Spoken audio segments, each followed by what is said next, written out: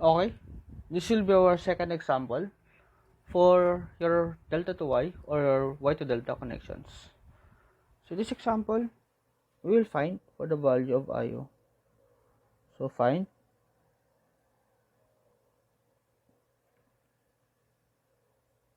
for IO. So we will find for the value of IO. How will we do it? Okay, marami tayong options. Okay, marami tayong options dyan na pwedeng gawin. Basically, ano yung pinakamaganda? So kahit ano, kung ano yung mas gumay nyo, yun yung lagi kong sinasabi.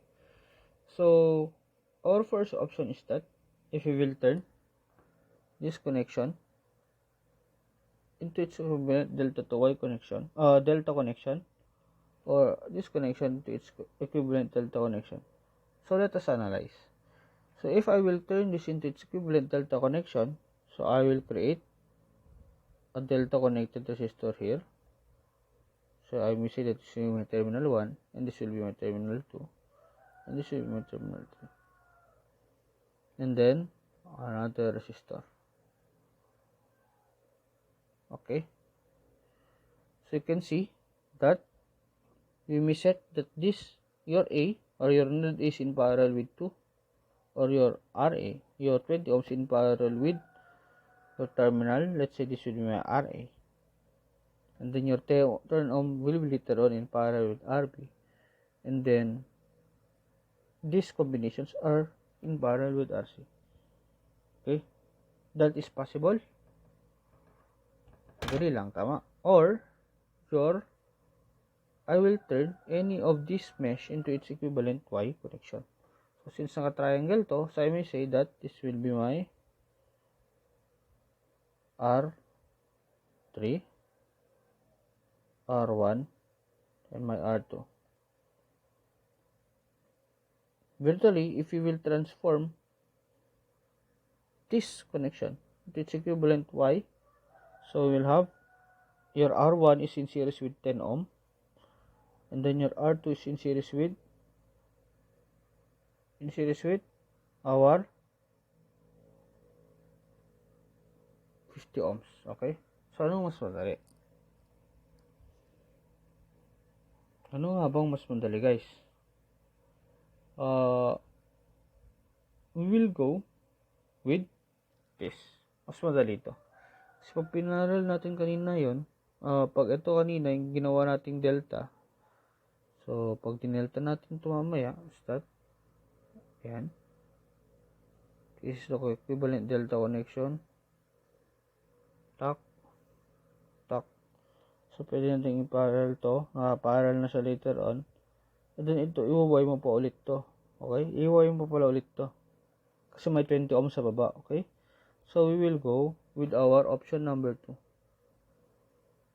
which is they will turn this mesh into your Y connected or your Y connection. So let's try this one. Let's try it. So we have our, let's isolate this figure. So setting it as my terminal 1.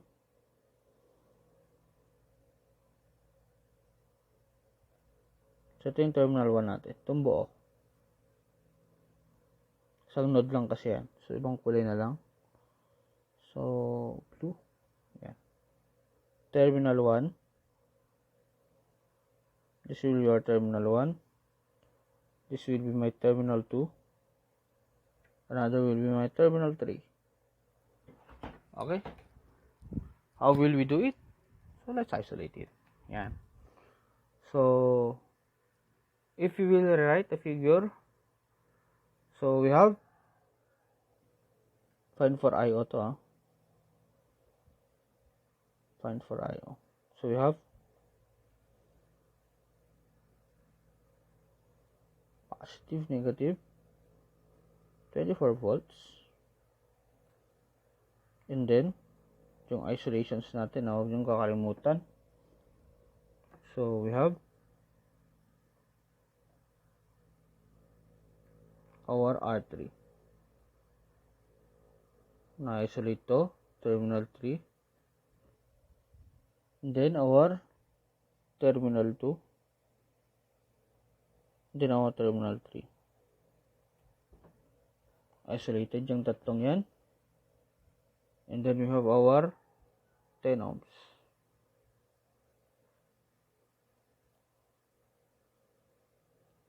And then your 50 ohms.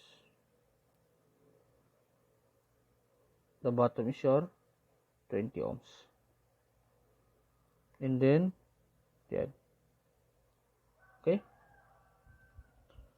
So we will get the value of your R3, R2, and R1.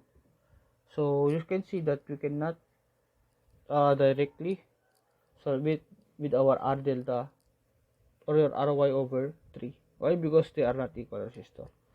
Okay, let's solve for your R3. Your R3 is equal to the product of two adjacent resistor, which is basically your 20 ohm multiplied by your 60 ohm. Sir, bakit adjacent? So, pag rinodro mo to, connect mo sa isa, so this is your 60 ohms. And this is my 20 ohms. Kaya siya naging adjacent, okay? Yeah. Divided by our total resistance at delta connection. So, we have 40 plus 20 plus 60. Sir, ba't hindi mo ba't wala bang pakialam itong 50, 10, and 20 natin? No, wala kasi na-isolate natin siya. Tinanggal natin siya. So, we have, so pag pinakita ko sa inyo yung pagtanggal ko, this is our terminal 2. This is our terminal 2. This is our terminal 1, which is your 20 ohms. Terminal 1, and this is my terminal 3, which is equal to 60 ohms, and my 40 ohms. Yan. This is our terminal 3. So, ito yung kinukuha natin na guys. Yung R1, R2, R3 natin. So, R1,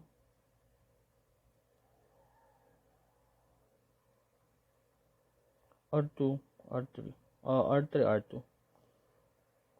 R3, R2. Yung pag sinabi kong in-isolate natin siya, tinanggal natin sa circuit, ibabalik natin siya mamaya dito. Okay? So, we have our R3 is equal to 20 times 60 divided by 40 plus 20 plus 60. So, we have 10 ohms. And then your R2. So, we have our 60 and 40, tama? They are the adjacent resistors. 60 multiplied by 40 divided by 40 plus 60 plus 20 is 120. So, we have times 40. We have 20 ohms. This is our R2. And our R1 is equal to be careful sa baka magpapalit-palit nyo yung mga terminals nyo. Pag nangyari yun, wala na. Okay, so 20 times 40, 20. So the values of your R1 are the two adjacent resistors connected into it is your 20 ohms and 40 ohms. So 20 multiplied by 40 divided by total of these three, 60 plus 40 plus 60 is equal to 120. So we have 120.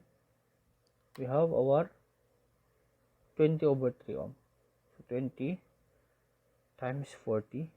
20 times 40 divided by 60 plus 40 plus 20. So we have 20 over 3. Okay. So therefore, meron tayong bagong Y connection. So this is our R1.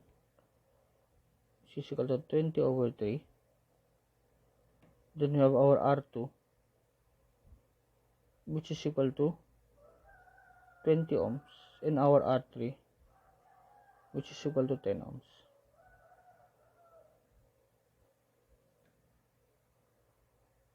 Okay. So, i-reconnect na natin siya dito. So, we have our 10 ohms.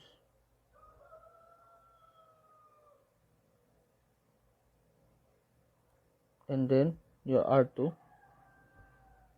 which is equal to 20 ohms. And then, your R3, which is equal to your R1, which is equal to 20 over 3 ohms. Okay? That is the connection. Tama ba, guys?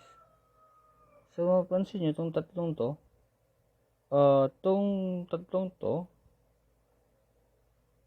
is naka-series. So, your R2 plus 50 plus 20. Naka-parallel siya dito sa terminal na to. Okay? Which is 10 over 3 and 10. And then, it is in series with your 310. R3 which is equal to 10 ohms. Okay? So, let us solve this one. Let us solve the total resistors. Let's say this will be our resistor AB. In transforming your delta to white connection, if you already master it, the best thing to do is to wisely choose your RA or what area of the circuit to be changed or to be evaluated. Okay? So, katulad ng ginawa natin kanina, yung mas magandang choice is your white connection. So, let us solve for your total RAB. So, RAB. So, I will isolate its equation based on the color na lang ng shade ng bilog niya. So, our RAB is equal to the parallel combination, the series combination of this one. So, yung orange mo. So, we have R2, naka-series yan. R2 plus 50 plus 50 plus 20.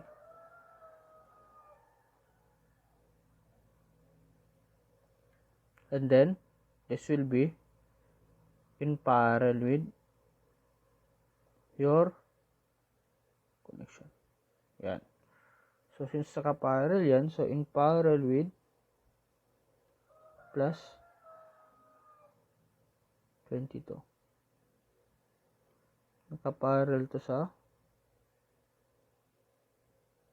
series connection ng R1 plus 10 ohms. And then, afterwards, naka-series yan dito. Okay? So, plus R3.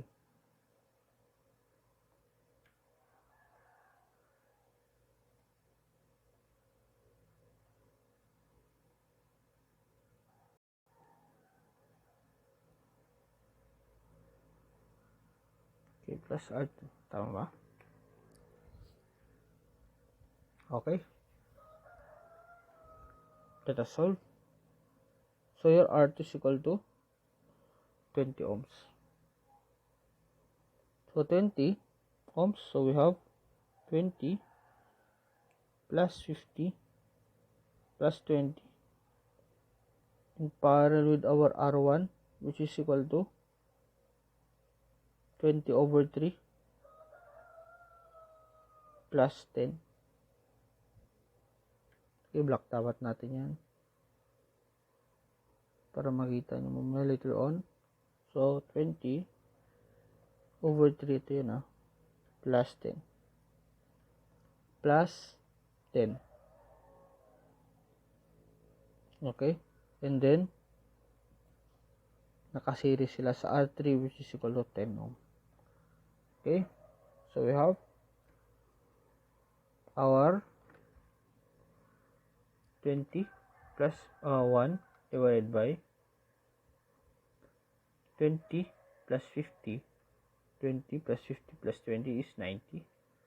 So, negative 1. So, we have 1 all over 90 raised to negative 1 plus our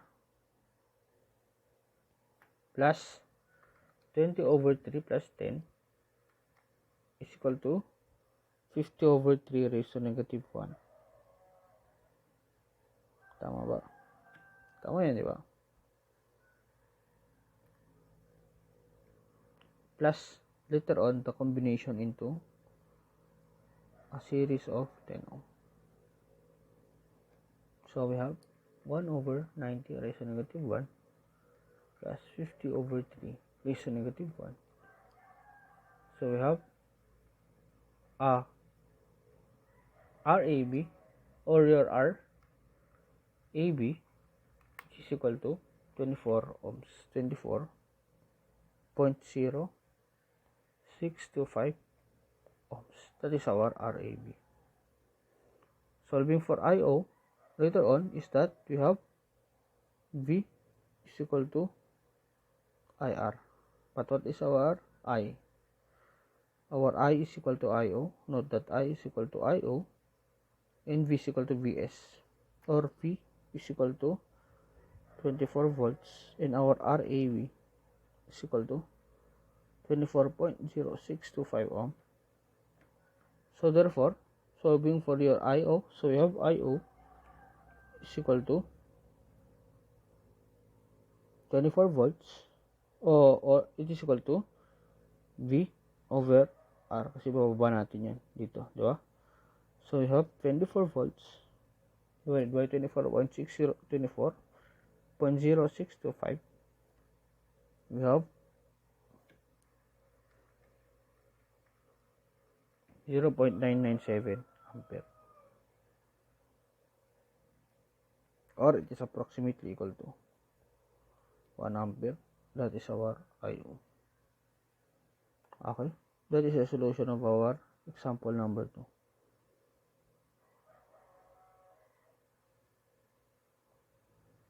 Okay, so thank you.